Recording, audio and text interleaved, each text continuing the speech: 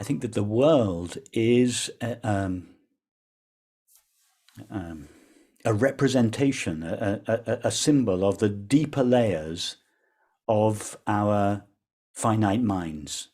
The deeper layer of that aspect of our finite minds that is shared.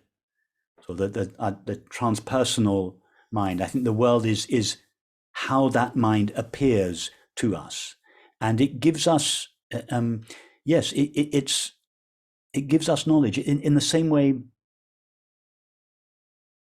When let's say you have a fearful disposition in the waking state. Let's say you are a fearful person. Fear tends to be your kind of most elementary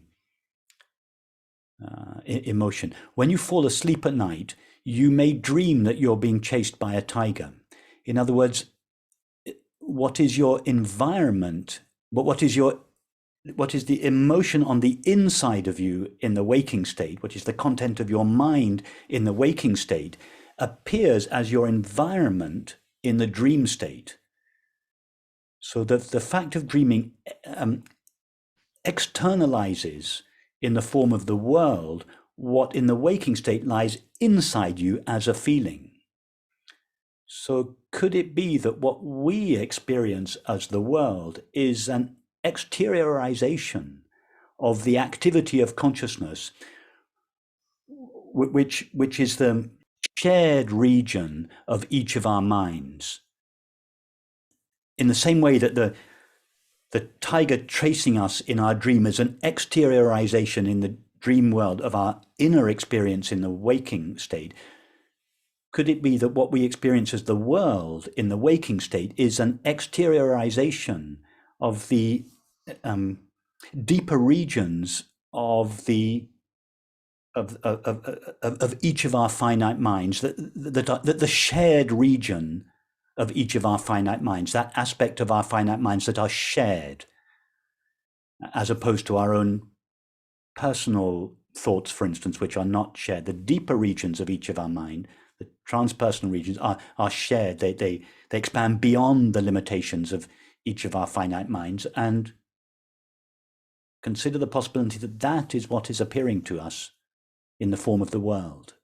So there is this profound connection between the deeper layers of the mind and the way the world appears to us. I'm not sure whether I'm responding to your question. Sorry, I don't. Kiran. Kiran, but I'm trying to say something about the imagery that appears to us in the world, its connection with our deep psychology. I think there is a very profound connection. But from Bernardo's point of view, it's trying to make sense of itself.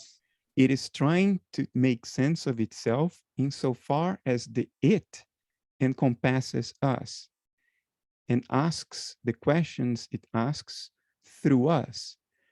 Because to ask a question, what am I? You need that explicit metacognition that exists in the universe, as far as we know, through us. So universal consciousness is trying to make sense of itself in the sense that we are part of it and we are doing the question asking. Now, if you define linguistically mind at large as the segment of universal consciousness that is left behind after you account for all living beings, then that mind at large, which Rupert referred to as the exteriorization of the deeper layers of our minds, that mind at large is not asking any question because it is not the explicitly metacognitive part of universal consciousness. Okay. It is providing a mirror to ourselves. So yes, the questions are being asked by the universe insofar as we are part of the universe.